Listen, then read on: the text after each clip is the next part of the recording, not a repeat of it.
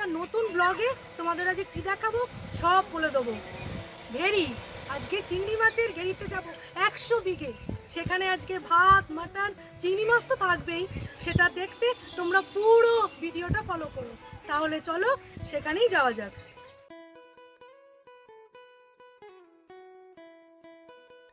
বন্ধুরা চলে এসেছি একবারে সর্ষের মাঝে। আজকের পুরো ব্লগটা দেখার অনুরোধ রইল। আমরা এইখান থেকে আর গাড়ি যাবে না, এখান থেকে নয় পায়ে হেঁটে নয় আমার ভাগনার বাইকে যাব একবারে ঘেরি অবধি। আজকে 100 বিঘে ঘেরি, সেখানেই খাওয়া দাওয়া, জমিয়ে আনন্দ, পিকনিক, পুরোটা তোমরা দেখো।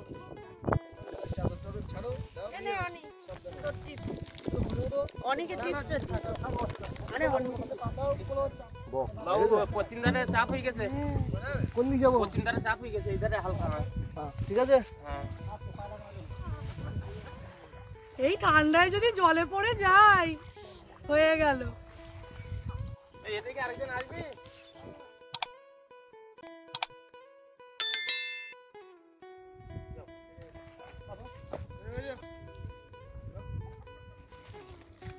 আমরা ভেরিতে এসে পৌঁছেছি। আজকে শীতকালীন পিকনিক ওখানেই হবে। এবার গিয়েই আমি রান্নায় নেমে পড়বো। চিংড়ি মাছ ধরে রান্না হবে। চলো মেন জায়গাটায় যাই।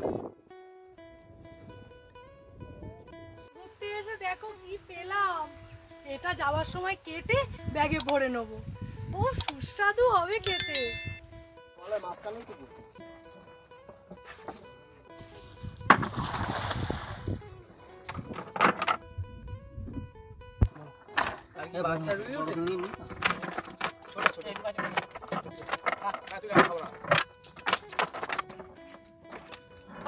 সাবাস কাকা, সাবাস কাকা। ওই রুই থাকবে আর কাতলা দুটোই থাকবে আর ওই রুইটা ছিল জাল হাও তো। আজকে প্রথম পাতে গরম গরম কাতলা ভাজা। দেখেছো এটা স্বাদ কি যে হবে, এ খেয়েই বলবো। ওই দেখো ওই হাপার মধ্যে পড়া দেখছে যে এই জ্যান্ত চিংড়ি, মানে কাঁচাই খেয়ে নেবো। না কাঁচা তো খাওয়া যাবে না, রান্না করেই খাবো। তাহলে এটা আগে কাটা হয়ে যাক।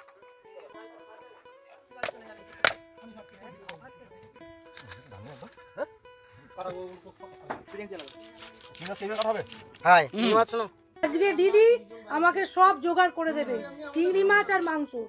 পেঁয়াজ কাটা চলছে, এবার ওদিকে মাছ কাটাও চলছে।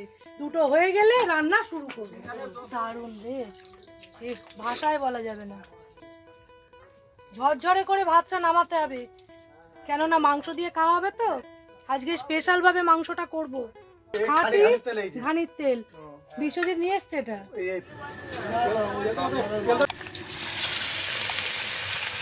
উফ, এটা যে আমি কি বলবো, বিশ্বজিৎ যে কি খাওয়ালো, সুপার।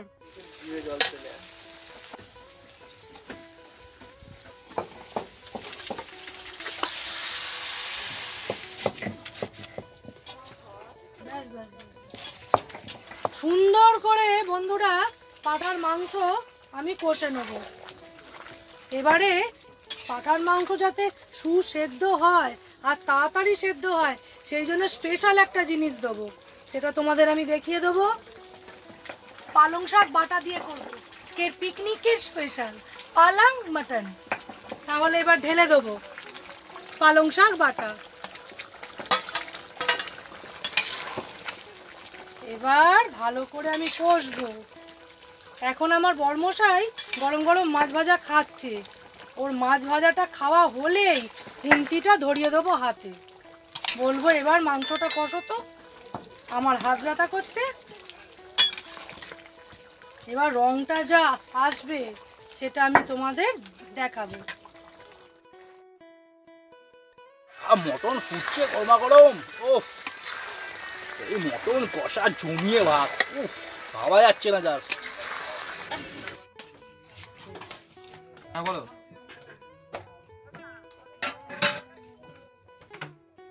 আজকে দই চিংড়ি কেমন করেছি? দারুণ। সেই আগে দিলে ভালো হতো।